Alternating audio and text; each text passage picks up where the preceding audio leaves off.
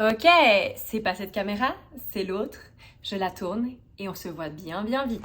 Anyways, anyhow, you won't give me no more down. Oh yeah, because I don't resign up. Now's the time to raise up. Hello les chatselis, ça joue ou bien?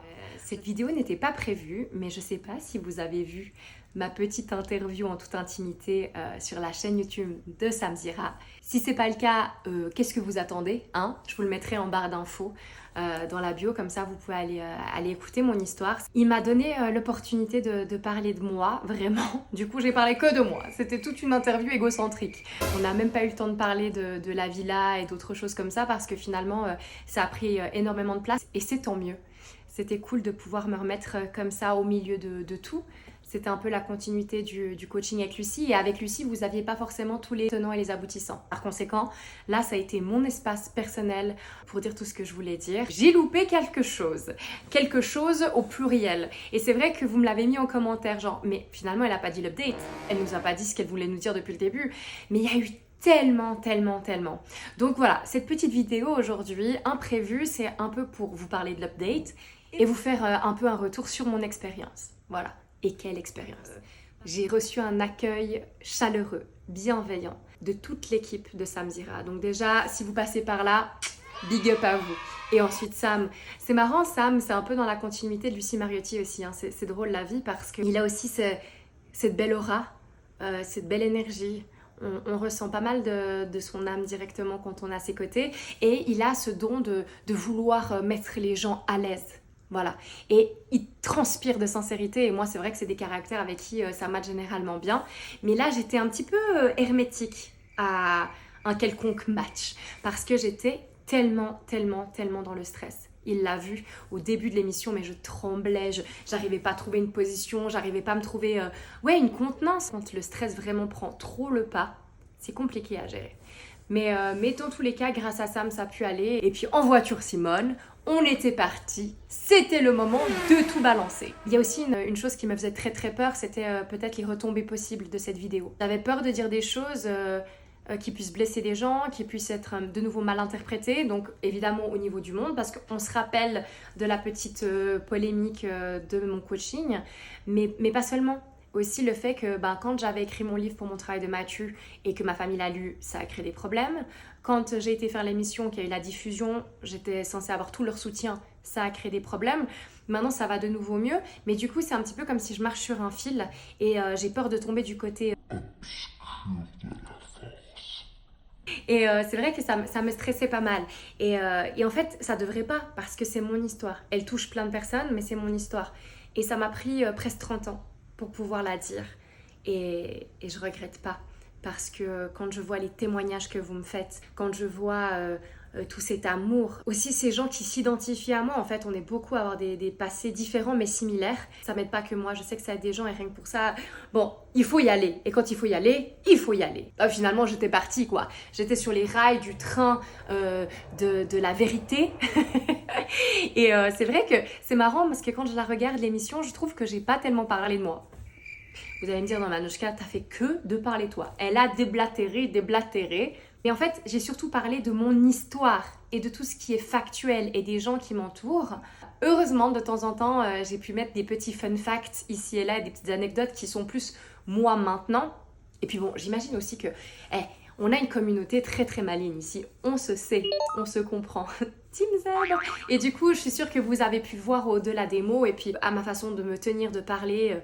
Je suis tellement expressive au niveau de mes expressions faciales en fonction des sujets abordés. Je pense que vous apprenez plus à me connaître. Mais quand même, j'ai vraiment ce truc de parler de vraiment moi maintenant. C'était vraiment toute mon histoire. Merci Sam d'avoir su me remettre sur les rails, vu qu'on est dans le champ lexical tchou-tchou. Merci Sam de m'avoir remis donc sur la bonne voie, de m'avoir permis de poser des fois des questions très pertinentes. Je pense là à la question notamment à la famille. C'est vrai que c'est un de mes rêves, vraiment, j'avais 2 rêves dans la vie. Et un de mes rêves, c'était d'avoir ma propre famille, d'être maman. Si possible, sans adopter. Et Dieu sait que je trouve ça magnifique, les adoptions. Et faites-le, il y a tellement d'enfants qui ont besoin de parents et qui ont besoin d'amour. Et j'avais ce besoin, j'ai ce besoin, mais qui me tord les tripes d'engendrer ma propre descendance. C'est horrible dit comme ça, mais d'avoir ce lien génétique proche en fait et d'avoir une vraie famille à moi soudée. Et quand il m'a posé cette question, c'est vrai que ça m'a beaucoup émue et ça se voit, je le dis, oui, j'aimerais avoir cette famille. Mais j'ai pas tellement développé parce que oui, c'est mon rêve vraiment d'être maman, mais il y a aussi une crainte par rapport à ça.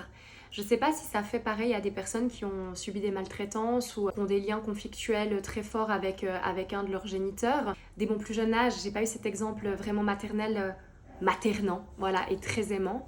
Et à la suite, j'ai eu ma grand-mère, j'ai eu Mouti, qui, je sais qu'elle m'aime très très fort, mais on a deux caractères qui sont très souvent en conflit. On a un énorme problème de communication et puis quand je vois comment elle est proche avec sa fille génétique, biologique, c'est-à-dire ma tante, elles ont une relation mais fusionnelle, elles sont toujours là l'une pour l'autre, elles s'appellent tous les jours, plusieurs fois des fois, elles se voient hyper régulièrement, elles sont tout le temps ensemble. Et ça c'est quelque chose que je n'ai pas vécu. C'est un lien fraternel, j'ai pas eu, avec mes cousins et mes cousines, j'ai pas ça, je me sens très seule. En fait le constat c'est ça. Je me sens très seule. Et je pars un peu dans tous les sens, mais les deux points que je voulais dire, c'était premièrement cette peur de est-ce que je vais être une bonne mère ou est-ce que je vais reproduire les schémas. Souvent dans les cas de maltraitance, d'addiction, etc., on peut voir qu'on passe en fait d'une extrême à l'autre. Soit on veut faire l'extrême inverse de ce qu'on a vécu, soit on reproduit le même schéma. Par exemple, j'ai quelqu'un dans ma famille dont j'étais très très proche. Son papa avait des gros problèmes d'addiction et d'alcoolisme. D'ailleurs, c'est ce qui l'a emporté, plus ou moins. Et c'est vrai que lui... il a refait la même chose. Il est tombé dans les mêmes problèmes d'addiction, d'alcoolisme et de dépression chronique avec addiction à côté, quoi. Moi, j'ai voulu le sauver. Vraiment, pendant très longtemps, toute mon adolescence, j'ai essayé d'éviter ce qui arrive maintenant et qui était à mes yeux inévitable et qui était peut-être moins concret pour les autres membres de ma famille parce que ils étaient soit moins proches, soit ils le voyaient pas, ils allaient pas en soirée avec nous, etc. Moi, j'étais à un âge où je commençais déjà à sortir, j'entendais beaucoup de choses, les qu'en dira-t-on, et j'ai essayé vraiment de tout faire pour pouvoir le sauver. Et en fait, moi, ça m'a fait l'extrême inverse. De le voir dans des états comme ça, pas possible, je sais que je suis une hypersensible comme il l'est, on est des fleurs bleues dans la famille. Le côté plus négatif, je dirais peut-être qu'on est des écorchés vifs. J'ai dit non aux drogues. J'ai bu beaucoup d'alcool en soirée et tout, maintenant j'en bois plus, ou très très rarement. Et les drogues, vraiment, les drogues dures, j'ai toujours dit mais non quoi. Et c'est pas pour juger quelqu'un qui regardera ça, hein, c'est un problème. Je peux comprendre qu'on a envie de se remplir quand on a un énorme trou au fond de soi. Moi je le fais aussi avec d'autres choses. Ça a l'air plus sain sur le papier, mais en fait quand tu combles ce trou que tu as en toi, de toute manière c'est pas sain. Mais ça on en reviendra si vous voulez sur une prochaine vidéo. Mettez-moi en commentaire, ouais Anouchka, on aimerait bien parler des problèmes d'addiction, de divers troubles et tout, qui sont surtout un problème plus profond de manque d'amour d'autrui mais de soi-même.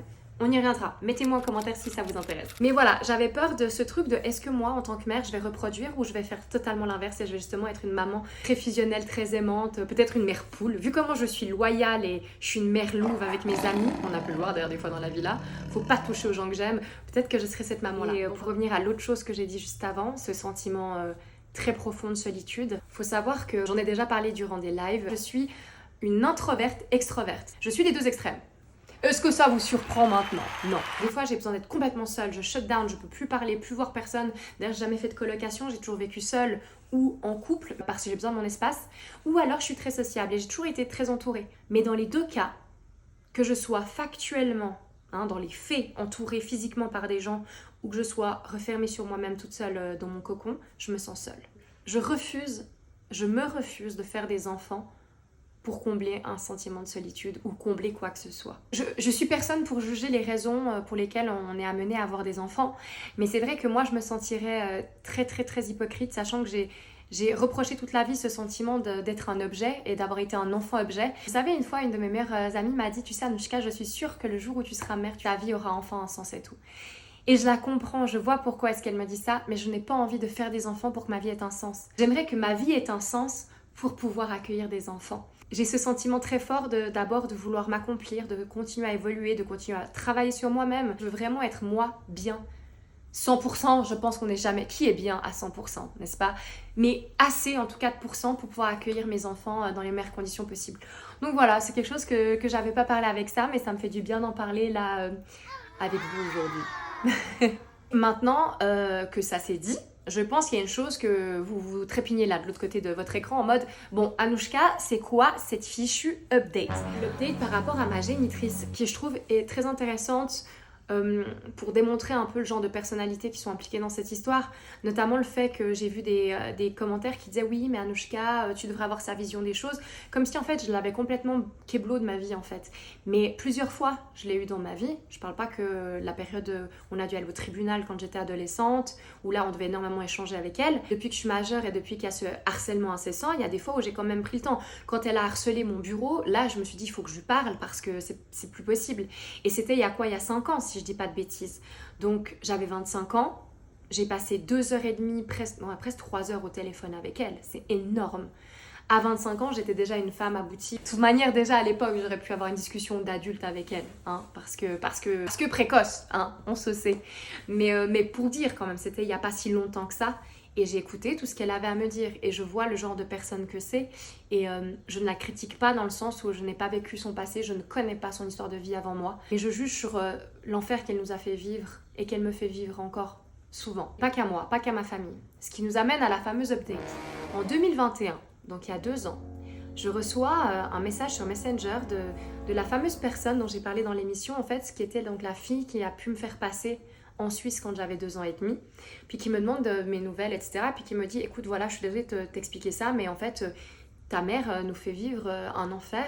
Elle a fait vivre un enfer à ma mère jusqu'à son lit de mort parce que sa propre mère était décédée. Donc j'ai pas envie de rentrer dans les détails de ça parce que c'est de nouveau une histoire assez trouble et peut-être qu'on en reparlera, mais ça ne m'appartient pas qu'à moi. Donc pesons nos mots. Elle m'envoie un document officiel de police, une convocation à la police. Et je vois quoi? Je vois que dans cette convocation à la police, ma génitrice en fait porte plainte contre cette dame qui nous avait recueillis mais qui malheureusement maintenant n'est plus, donc sur sa fille qui m'avait amenée en Suisse, pour dire comme quoi elles auraient volé de l'argent qui lui redevait. En fait, les sommes, je pense qu'elles ont reçues pour mes soins, pour le voyage, pour les vêtements, la nourriture, je sais pas exactement tout ce qui était dans ce budget-là que ma famille avait envoyé, mais en gros, ma génitrice se plaint et dit comme quoi elle veut récupérer cet argent.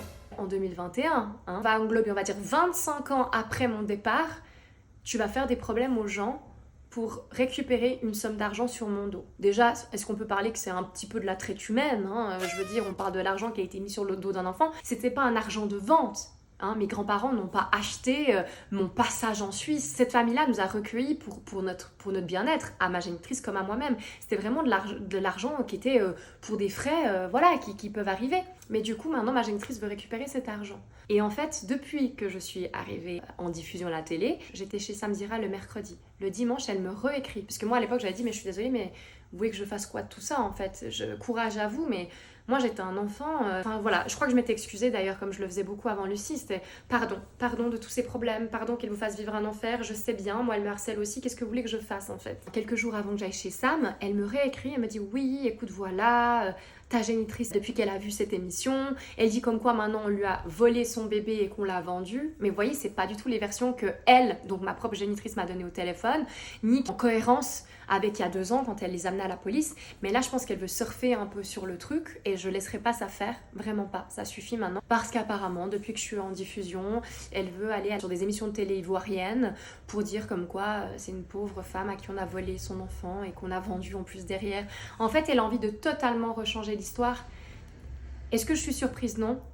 Est-ce que je suis peinée? Moins que ça aurait pu me peiner à l'époque, mais toujours. Donc voilà, c'est ça le fameux petit update dont j'aurais voulu vous parler. Peut-être que le fait que je le mette sur YouTube, ça va encore créer des problèmes. Mais on sait jamais ce qui peut arriver dans un futur. Et j'aimerais que s'il arrive d'autres choses, j'espère pas, mais que s'il y a d'autres problèmes qui vont arriver, ben qu'il y ait un rappel factuel de tout, puis qu'on n'oublie pas la réalité des choses. Et ne faites pas de plan sur la comète. Vous imaginez pas 20 000 choses. Les choses sont beaucoup plus concrètes que ce qu'on pense. On m'a aussi dit oui, mais tu sais, peut-être que les documents ils sont frauduleux, mais il y en a tellement. Des documents avec le stempel de l'ambassade, d'autorité en fait. Donc au bout d'un moment, voilà, qu'est-ce que j'aurais dû faire à l'époque?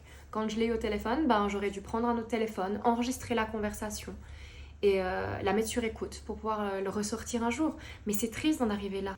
En fait, moi, ce que j'aimerais, c'est que tout le monde puisse être heureux. Parce qu'il y a des personnes qui en sont décédées de cette histoire.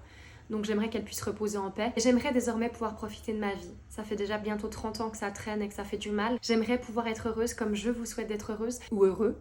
Comme je lui souhaite aussi de trouver la paix en fait. La paix. Parce qu'une fois qu'on a la paix et qu'on est bien, je pense qu'on n'a plus besoin de ressasser des vieilles histoires, on n'a plus besoin de faire du mal à autrui, on n'a plus besoin de s'inventer des choses ou de créer des problèmes tout simplement. Soyons heureux pour nous, pour nos proches. Voilà, c'est un peu tout ce que je voulais vous dire aujourd'hui. Vous remercier encore d'être la communauté aussi bienveillante, pleine d'amour, de lumière que vous êtes.